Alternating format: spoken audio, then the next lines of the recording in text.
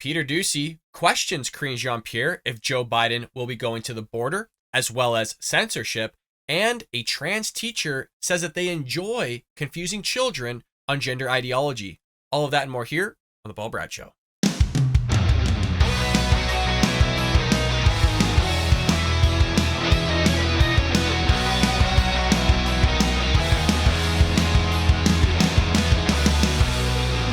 Welcome to The Bald Brad Show.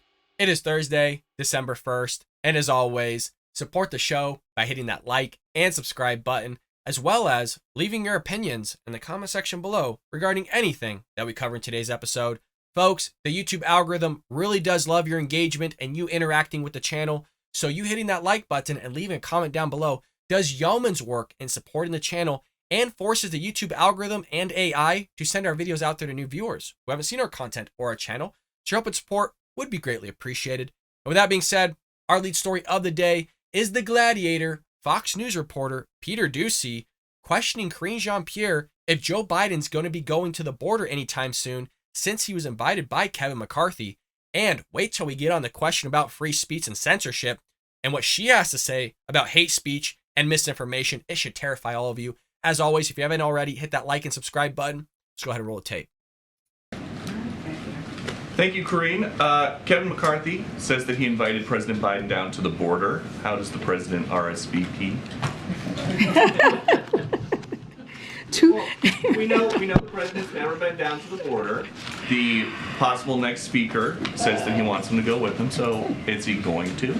So look, he's been there. He's been to the border, and since he took office. When did he go to the border? Since he took office, the President Biden has been taking action to fix our immigration system and secure our border, and that's why on day one. Hold on a second. Pump the brakes. Jesus, throwing lie after lie after lie. We're only 20 seconds in here. He hasn't been to the border. I mean, Kamala Harris did the same messaging and she got called out for it. Going, have you ever been to the border? I've been to the border. We've been to the border. When? You haven't been to the border, lady. Well, I haven't been to Europe either. Y'all remember that clip? This is like version 2.0 of it. And then she's going to say that Joe Biden's trying to fix our immigration system. She has the balls to stand up there and say that. The guy literally has shattered records. There has not been a president in human history since the inception of this country, however way you want to phrase it, that's come close to this man in illegal immigrants coming into our borders or within our borders. This is wild, folks. Bunch of lies just right out of the gate here. Typical, right? Typical. He put forward an immigration reform, a piece of legislation to deal with what is currently happening at the border. But you know that we're not seeing that from Republicans. We're not seeing a willingness to work with us on fixing a situation that's been around for decades now. Instead, they're. Oh my God. This is, you guys, yeah, I mean, I know some of you are pissed. Some of you are just raging right now. She's going to blame Republicans for this. This is like what her messaging was pre-midterms. But did I not call it? I said pre-midterms, after midterms. It's just all Republicans' fault. Even though it was their doing. We didn't have immigration like this. We didn't have illegal border crossers like they do. You can't make this messaging up. It's so unbelievable. I know I'm repeating myself, but for the love of God, folks, this is the presidency. This is the mouthpiece of the leader of the free world. And this is the stuff they're peddling and pushing. They're doing political stunts. That's what they want to do. That's how they want to take care of the situation. But in the meantime, the president has secured record levels of funding for the Department of Homeland Security. We have over 23,000 agents working to secure the border. We've taken thousands of smugglers off the streets, and we're cutting down on asylum processing times. And a number of individuals arriving unlawfully from northern Central America and Venezuela is coming down significantly because of the actions that the president has taken. Okay, on another subject. There's a reason why I think it was Webster's dictionary came out with like the #1 used word this year, and it was gaslighting. That's exactly what she's doing and has been doing since the dude's taken office. Jen Psaki did it. Joe Biden does it himself, although he's not as gaslighting as others. I mean, when he says he wants to remove fossil fuel, he literally means it because that keeps coming out of his mouth, and then she'll spin it in some way, shape, or form and gaslight us as if he never said it, like as if he doesn't want this to happen, So here's the illegal immigration. Here's the messaging. It's a bunch of foo-foo. Let's continue. When are you guys going to delete the White House Twitter account? Why would we do that? Well, you're saying that you're keeping an eye on Twitter because it might not be a suitable platform, so why use it? Look, I want to be very clear here. The president has always said, and he has been very clear in his belief that it is important of social media platforms to continue to take steps to reduce hate speech and misinformation. And will continue to say that. But media platforms make independent choices about their information that they present. And so, look, I don't have anything to share on any policy or any changes that we will be making. We have multiple platforms, as you know, that we utilize to communicate with the American people. When you say that you're going to be monitoring some of the speech on there, if you see something that you don't like, would you try to shut Twitter down? So look, when you talk about monitoring, it is, I hate to break it to you, Peter, just like everybody else, we very much monitor the news. We pay close attention to everything that you all are reporting. This should worry all of you, and this is why I said at the beginning, she doesn't say no. She doesn't say yes either. She doesn't use either. It's an easy answer. It's a layup of a question. The answer is no, we're not going to do that. We're pro-free speech. And it should also terrify you the fact that she's using misinformation as well as hate speech in something that should be censored. I don't like people being mean. I don't like people using racial slurs or being racist or anything like that. I don't like it, but it should be allowed to be said. I'm not for it.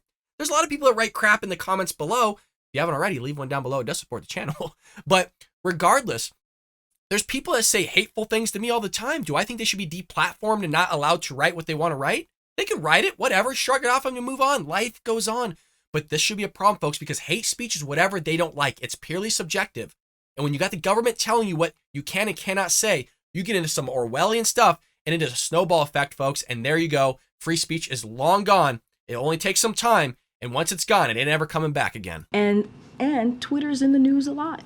And so that's what we're paying attention to. We're paying attention to what is in the news and what is being reported on the misinformation that's out there. Let's not forget there's groups like NAACP, the Anti-Defamation League, and the public health leaders have been very vocal about their concerns as well. So yes, we are reading what you all are writing and looking at what you all are reporting about the misinformation that is out there. But, I would hope that all Americans, including social media companies, civil rights organizations I just laid out, including Fox as well, will agree that we need to,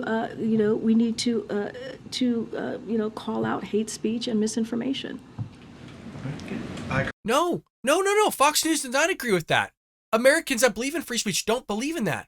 We can call it out, sure, if that's what you mean, of like, hey, that's really hateful, that is wrong. Sure, but it shouldn't be censored, it shouldn't be deplatformed, you shouldn't be throttled down. And she gave an opportunity for Peter Doocy to follow up here, and he missed it. There was a gap, if you saw, between her finishing a sentence and waiting. Like, you got anything else? Yeah, how about asking when he visited the border when he was president like you did at the beginning? It was as you're being soft, Peter. You're the gladiator. That was a layup of one going, you won at that point because he hasn't been. You caught her in a lie right there. Utilize that ammo going, hey, what the hell are you talking about? And then how about you have her define what hate speech means? What does Joe Biden, what does the White House determine to be hate speech? Can you give a definition so the American public knows? What you define as misinformation. Be specific for us, please, because you always say that you're clear, and in actuality, she's never clear. In actuality, she never really answers the question, or she just dodges it. Very scary stuff here on the White House. Not saying if they would remove information or do something about it. They were just given some cockamamie, diarrhea mouth answer, which is what they always do. Unbelievable. Let me know about this one in the comments below, folks, because this is wild. This is crazy. Speaking of wild and crazy, we're moving into our next story of the day. If you haven't already supported the show, hit that like and subscribe button. We're pushing and asking for you to leave a comment down below. It does support the channel greatly, folks, so please take a moment to do that. It says here, a Louisiana elementary teacher posts on social media that confusing students about gender identity is enjoyable. I'm an educator myself, folks. This is weird. First of all, regardless of it being gender ideology or not, you shouldn't find it enjoyable to have students or make students confused about anything. That is literally the opposite of what you're supposed to be doing as a teacher, just in general. You're not there to confuse them. You're there to enlighten. You're there to make sense of information, not confuse them. So that should be the wrong spectrum of how you should be feeling and what you want. It's just confusing them regardless of whatever the topic is. Well, a Louisiana teacher here posted on Facebook about how confusing, and we got clips and videos and stuff for you here, folks, on how confusing students about gender identity was enjoyable. It's kind of sick. The teacher is a music teacher at University Elementary School in Shreveport, I believe it's called, who uses the term mix, MX. This is a new term, and somebody asked me about it. I had only seen it recently within the last, I'd say, month, but I guess it's for trans, non-binary people, I'm assuming, as opposed to Mr. or Mrs. Quote, the kids are all confused and asking why I have a mustache if I'm a girl. If I'm Mr. Banghart, I believe the last name is now, why am I trying to look like a boy, etc.? Banghart wrote, I'm just ignoring these questions / redirecting so I don't get in trouble. Which, hey, you know what? Give credit where credit's due. If you are ignoring them, that's a good thing. Or redirecting them, have them talk to the parents about it. But the thing is that you're finding it enjoyable about this. So let's read this. This is the Twitter post, actually. This is their Twitter feed. And I'm using their because God forbid we mispronounce somebody and get removed off Twitter, deplatformed.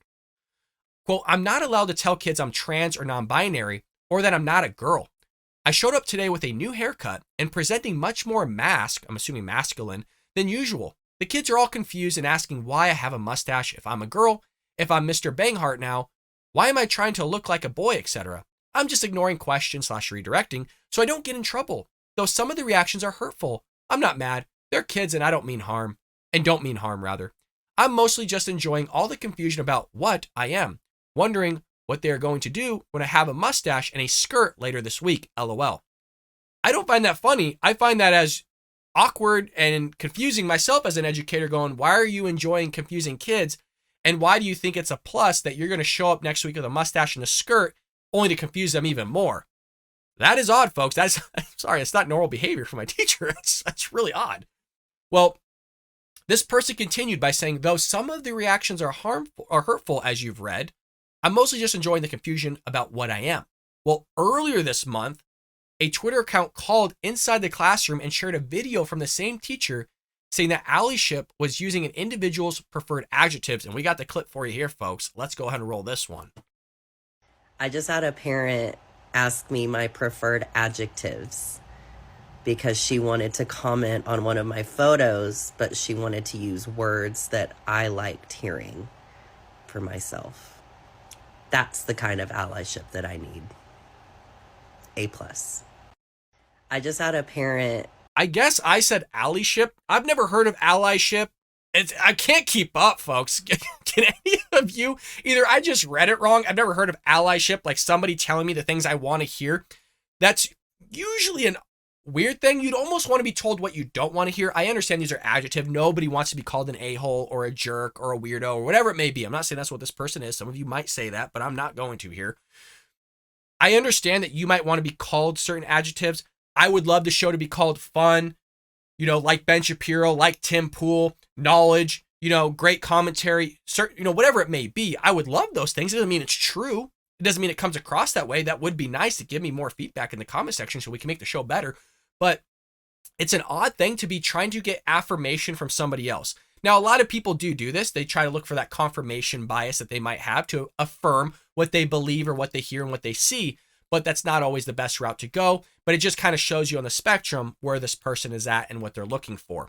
Well, in March, parents discussed this teacher's behavior and dress code during a parish school board meeting, which has jurisdiction over University Elementary School. The debate came after Banghart posted a video on TikTok about the inability to be out at work, basically, like have their trans non-binary persona just out and about as if, that's something that kids at that age can grasp, that they can actually understand.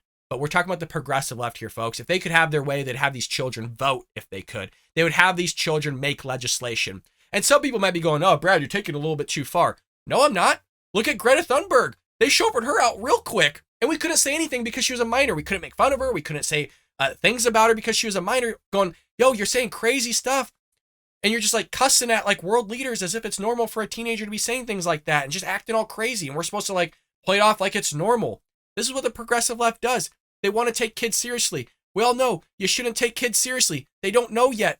I'm not saying they don't know anything. They know some things. Actually, some things they know more than we do. But you're talking about elementary school kids here. They don't know anything. They're eating freaking glue. They're eating their crayons. Okay, they're doing whatever. Playing with cat poop in the sandbox. I don't know. But you're not going to do this to them, but this is what they want to do. This is what they want to do. Cool. I have never spoken here as a citizen or parent of a student, but I'm here today because this is important to me, my family, and most importantly to her. Keith Hansen, Chief Technology Officer of Shreveport, said in defense of Banghart, "Let everyone see on public record that there are good people here ready to defend other good people from vile, bigoted hate." So the second you go against it, the second you don't want your kid to be indoctrinated on trans, LGBTQ plus, alphabet soup, ideology, gender identity theory, all this other stuff, now you're a bigot. This is how it works. And now you're hateful. And this is what I mean by that first segment here, is when Karine Jean-Pierre is on the podium, and if you haven't watched that first segment, go over, check it out. When she's on the podium saying that we basically might go after hate speech and censor you or misinformation, this is what they're talking about. They're just going to call you a bigot because you're not for it. You don't want your kid to be trans. That's just how it works, which is scary, scary territory. Proponents of teaching gender ideology in schools say that it helps maintain tolerance and an accepting environment for LGBTQ plus youth. Look, you don't have to talk about it for it to be acceptable. I've always had LGBTQ plus students in my classroom. I personally don't care. Gender doesn't ever get brought up in the classroom. I have no reason to bring it up other if it's in a math problem that says, he or she or whatever. So I don't understand why we keep pushing like, well, they need to feel safe. They need an environment where it's welcoming. Who's talking about all this stuff in the classroom? Who has the time for it?